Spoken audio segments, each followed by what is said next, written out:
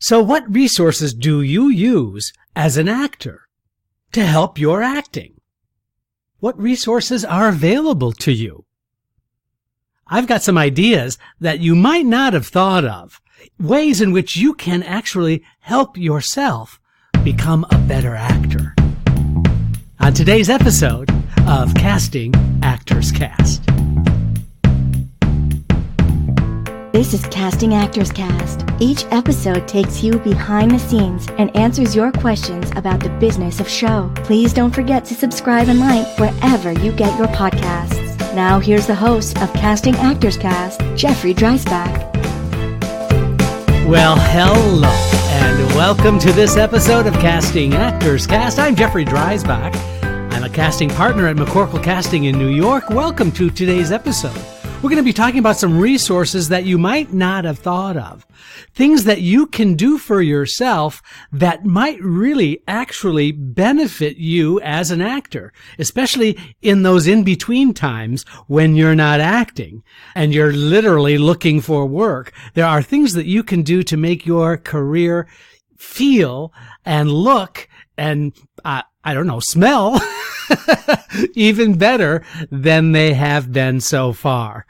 This is that moment in the podcast where I want to say thank you so very much for tuning in to this podcast video. We are on YouTube. We're also on a lot of podcast providers out there. And if you found any of this information useful or valuable, please do me a favor, do a like, please leave a review, and most importantly, please let your friends know that we're out here doing these podcasts on a weekly basis. Plus, there's a website that you can go to, castingactorscast, all one word.com. And if you go to that website, you're going to find some freebies. There's an article I've written about branding. Also, if you fill in the dive into the talent pool contact form, what you're going to find is a 100% free downloadable PDF book called Conversation Pieces Out of the Studio, the voiceover workshop for professional actors. It's a book I wrote about doing voiceover work. Voice acting continues to be an extremely popular avenue for a lot of actors to find gainful employment. And it's 100 pages. There's lots of performing tips in there and some career advice as well. I invite you to have that absolutely free of charge. All you have to do is just tell me that you're out there.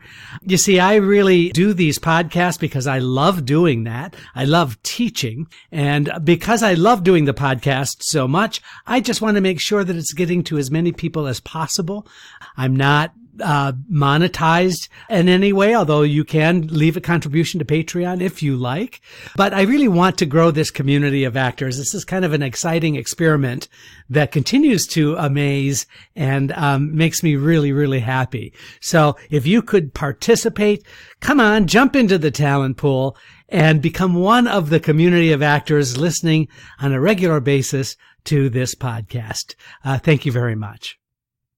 So there's a phrase that I like to use, and the phrase goes like this: if you always do what you've always done, then you will always get what you've always gotten. In other words, if you've set up a pattern for your career as an actor, and you're doing what you think is the right thing, and maybe you're not getting those kinds of job opportunities, then maybe you need to rethink what you're doing. I mean, I know it sounds simple. It can be very, very complicated. First of all, it's a very competitive industry, as you well know. Even though I think this is a great time to be an actor, there are a lot of issues taking place today that were not taking place a few years ago. By that, I mean technology has made an impact on the acting community, and whether or not actors get jobs depends a lot on the technology that is now available out there. And I'm primarily talking a lot about self-submitting videos. I think that there's also a tendency for today's actor to become and feel more isolated in the environment that they're in. If you're on the road, for example, and you're sending in videos and you're just talking to your agent on the phone, maybe you're missing a human connection to being an actor. And sometimes it can be kind of a lonely experience. I can speak for myself. When I was acting and participating in a show, I had the community of actors I was working with in the show that I could be friends with and was friendly with. But just in terms of my own journey as an actor, I found it rather challenging to maintain those kinds of relationship. It was almost as if once the show closed or once the film was done shooting, then we kind of all went our merry ways. And I found it rather difficult for me, maybe for you too, to maintain a lot of those friendships that I had. I guess that's just the nature of the beast. Or maybe you don't have that as an issue. But what I'm talking to you about today are some things that you can do for yourself to really improve the quality of your work. And I'm talking particularly about those times in between jobs. When you're auditioning, for example, or maybe you haven't had an acting job in a little while, what can you do to sort of give yourself a reboot, a new look, a fresh start, if you will, on your career as an actor? So here are some ideas that I really am looking forward to sharing with you. But don't forget, if there are some things that you're doing for yourself that you're finding really successful, please do me a favor. Go to castingactorscast.com and in the comments form, tell me what those are. What are those tips, those hints, those suggestions that have kept you afloat and feeling really good and confident about your work as an actor? So you can rethink your approach to your career by taking a look at those things that you're doing now to help yourself. One of the things that I think is worth considering, and I would like to spend some time on today, is what you can do with some other actor friends.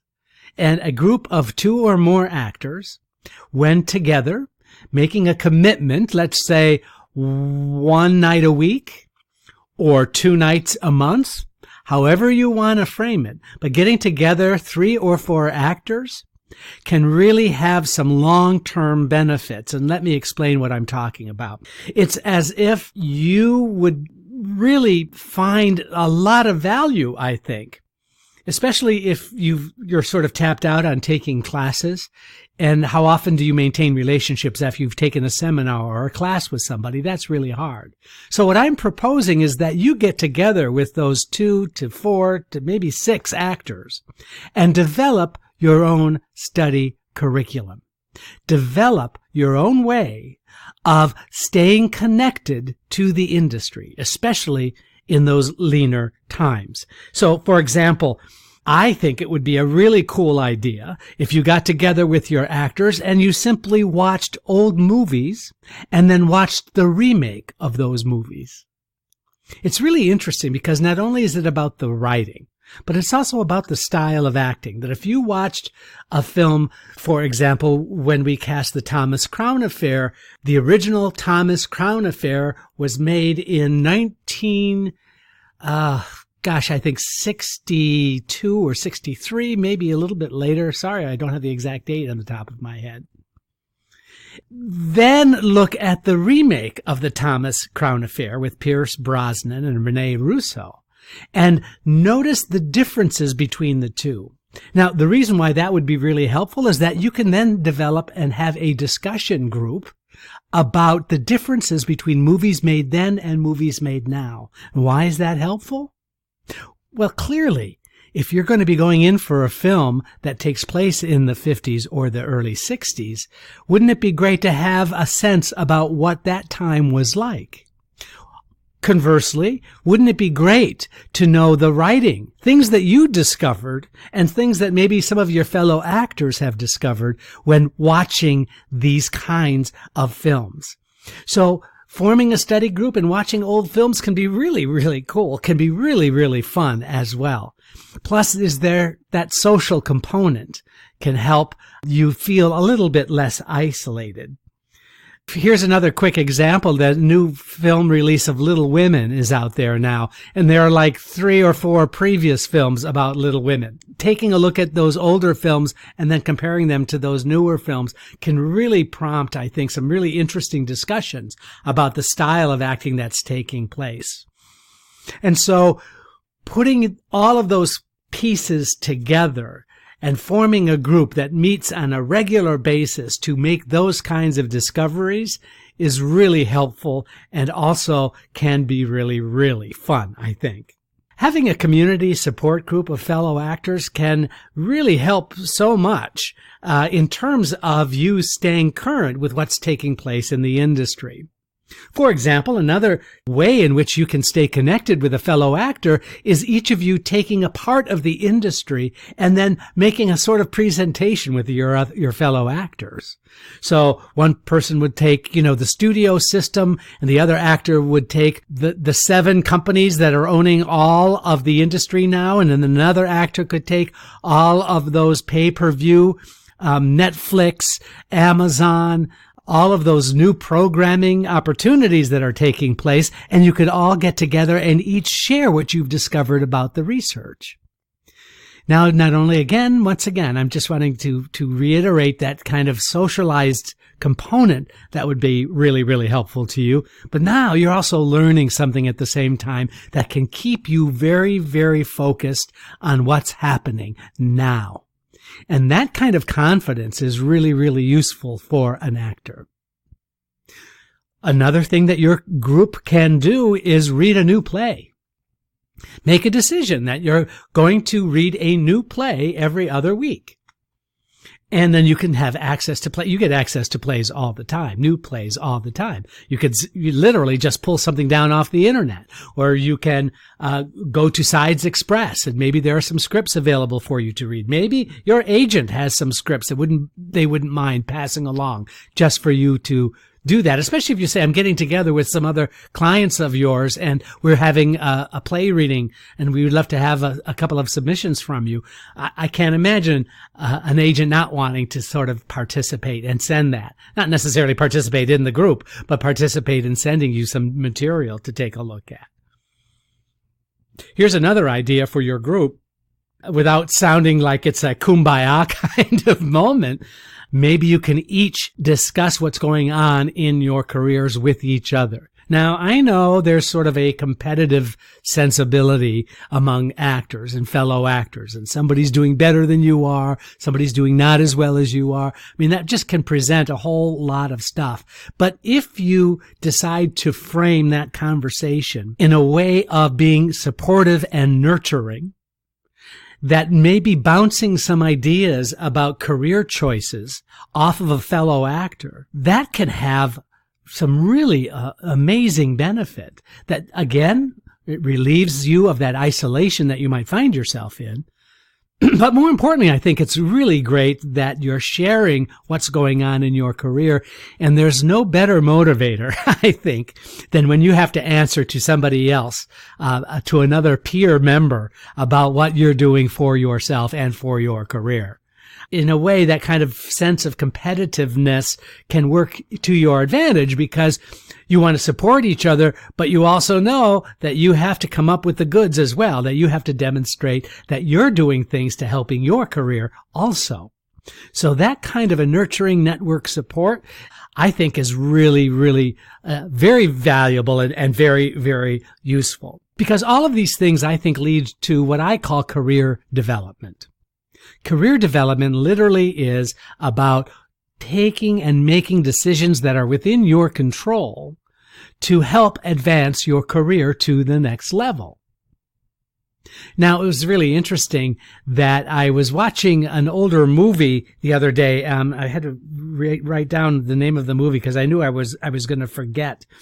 Octavia Spencer, I first saw in a movie called Dinner with Schmucks. A really kind of a goofball comedy, really a funny movie, and she had a supporting role, and her portrayal in this role was so goofy and so hilarious and so funny that I believe was one of her early first movies that she was cast in. And now I'm looking at the arc of her career and where she is now in her career. It's just mind-blowing. And I love that your group could study how careers have absolutely evolved over time. Does that make sense? How did that happen? circumstances took place. And doing that kind of research can really help you understand and be more knowledgeable about what's going on in the industry. So career development, for example, here's another one that would be great for you to have a discussion about. Bill Murray. You know, Bill Murray, Saturday Night Live, his first film was Ghostbusters. And now look at where he is now with Lost in Translation. Just an amazing career over time. And so discussing those choices that Bill Murray made for his career can help reinforce some of the choices that you might make as well. Adam Sandler is another example. He's now doing Uncut Gems. I mean, he started just doing these sort of silly Saturday Night Live. He started doing some of these silly goofball kinds of comedies, but now he might be up for an Academy Award for his portrayal in this film, Uncut Gems. Kind of an amazing journey that actor has had. Also, Tom Hanks, goes without saying, Tom's early movie Splash, in which I had a small part in. You can see me as a Channel 7 reporter. I have one scene with Tom. I'll tell you about that some other time. But anyway, but you look at his first movie, his first television show, Bosom Buddies, then his first film, Splash, and now look where he is now. We just saw Mr. Rogers' Neighborhood, and what an amazing performance he was able to give in that film. So I think that actors really kind of having a discussion about career development and how actors evolve in the opportunities that they're given is a very useful conversation to have. It keeps you very, very mindful about A, how this business works, and B, how those decisions and choices can actually affect your own decision-making process. That's career development. And those are some things that you can do for yourself as well. Creating your own curriculum, getting together with some like-minded individuals can help you grow and establish yourself in a more confident way, and your auditions will be better. Your choices are going to definitely be better. Plus, you're maintaining some kind of a social connection with fellow actors. So do yourself a favor. Get together, post to Facebook, decide in your Facebook post, I would like to get together with a few other actors to meet on a regular basis. Who's up for it? That's a great way to start. Or perhaps if you've gone to college, maybe you've gotten a BFA or an MFA degree, what are your fellow actors doing? Maybe there is someone in a class that you've taken recently that you want to say, you know what? We're doing this kind of weird thing where we're getting together at each of our apartments a different time once a week or once every other week, Thursday nights. I'd love to have you join us. What do you think? Just reaching out, making that choice, I can assure you is going to have some great benefit. So please consider doing that. By the way, if you do this, and I'm asking you to give it a shot, what can it hurt? That I'd love to hear back from you. What have you discovered as a result of getting together with like-minded folks in a like-minded career development head? What's taking place? How is that working for you? Is it working? And if it is working, what is working specifically about that? So please go to Casting Actors Cast and leave a comment in the comment form, or maybe you're already doing this, and that would be cool too. I would love to know if there are folks out there who are already doing this on a regular basis, not just to get together to play poker. Although I guess you could have a game night. I'm thinking more just in terms of really making it a business career development group that will serve you. Please let me know about that. Also, don't forget to go to Casting Actors Cast. Please don't forget to give me a thumbs up if you feel so inclined. Please, writing a review can really not only make my day, but maybe you're going to be helping somebody else find us here at Casting Actors Cast. Thanks for joining us. Casting Actors Cast is made possible with your support just by listening. Please like, share, and subscribe wherever you get your podcasts. I'm Caitlin Clark.